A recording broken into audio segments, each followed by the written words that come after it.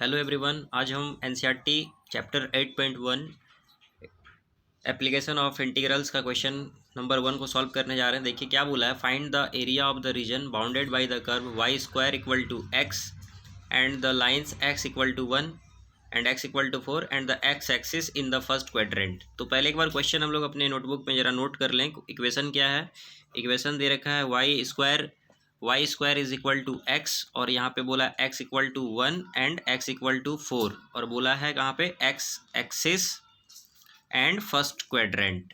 तो ये इन्फॉर्मेशन अभी हम लोगों को ज़रूरत पड़ने वाला है इन सब का, इसलिए हम यहाँ पे नोट कर लेते हैं। ठीक है, अब देखिए ये हमारे पास क्वेश्चन नंबर 1 है।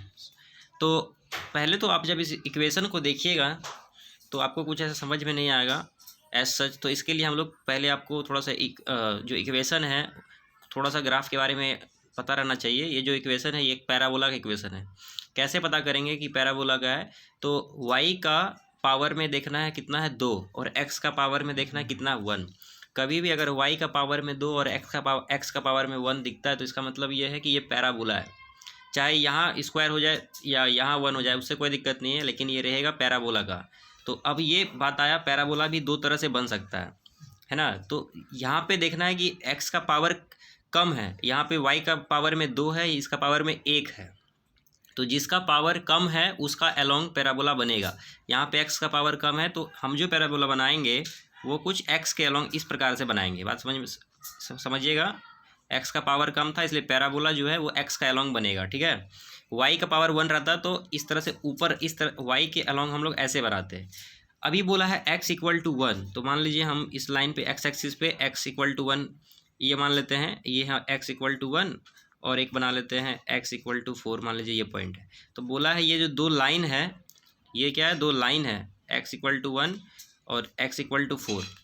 तो बोला है इसके बीच का जो रीजन है वो बताइए, फर्स्ट क्वाड्रेंट में होना चाहिए। तो ये वाला जो पोर्शन आप देख रहे हैं तो इसका एरिया निकालना है। अब ये कर्व को आप कैसे ट्रेस करेंगे, इतना का ही निकालना है, ये क्यों नहीं निकालना है। तो ये जो पार्ट देखिए इसमें x इक्वल टू 1 नहीं शामिल हो रहा है, ये ओरिजिन से इसका जो शुरुआत हो रहा है, लेकिन यहाँ पे x equal to 1 x equal to 4 तक जा रहा है। ठीक है, इसके बीच बाउंडेड है इसलिए हम इसको नहीं लेंगे। ठीक है, इसी यही कारण है। तो हमको सिर्फ इस वाले पोर्शन का एरिया निकालना है और इक्वेशन ये है पैराबोला का। ठीक है, तो हम क्या करेंगे, इसके लिए हम एक पतला सा स्ट्रिप ऐसे बना लेंगे। ठीक है, बहुत पतला ये स्ट्रिप रहेगा जिसका जो विड्थ है वो dx रहेगा और इस रेक्टेंगल का जो एरिया हम लोग जानते हैं वो होता है लेंथ इनटू ब्रेथ।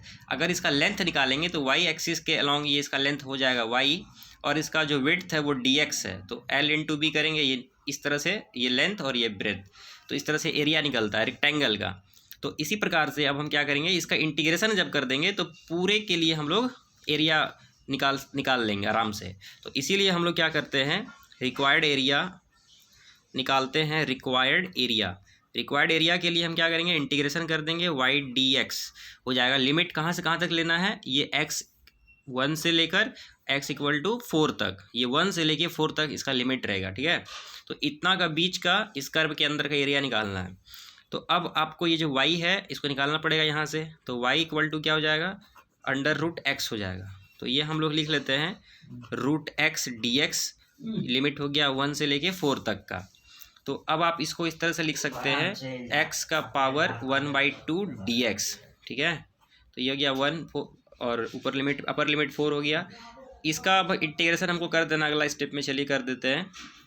तो ये हो जाएगा x का पावर में n है, इंटीग्रेशन करते हैं तो एक फार्मूला आप पढ़े हैं, x का पावर n का अगर इंटीग्रेशन करना है x का पावर n का, तो ये हो जाता है मेरा x n+1 अपॉन n+1, ये फार्मूला है। ठीक है, तो अभी हम इसमें x पावर हाफ में 1 ऐड करेंगे तो हो जाएगा x का पावर 3/2, डिवाइड भी करेंगे 3/2 से।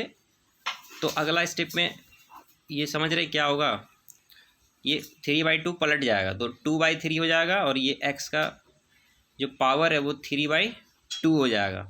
और लिमिट एक्चुअली हमको ऐसे लिखना नहीं चाहिए था, चलिए ठीक है।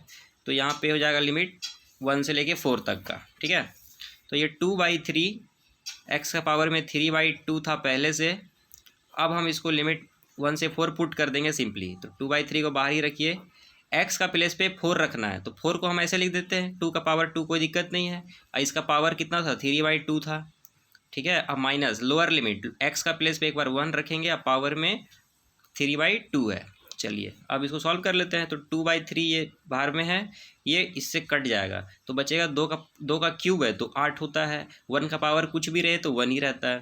तो इस तरह से आप देख सकते हैं 2/3 × 7 आ रहा है और ये हो जाएगा 14/3 स्क्वायर यूनिट। 14/3 स्क्वायर यूनिट इसका आंसर हो गया। तो इस तरह से हम लोग इसका सॉल्यूशन करेंगे, ठीक है।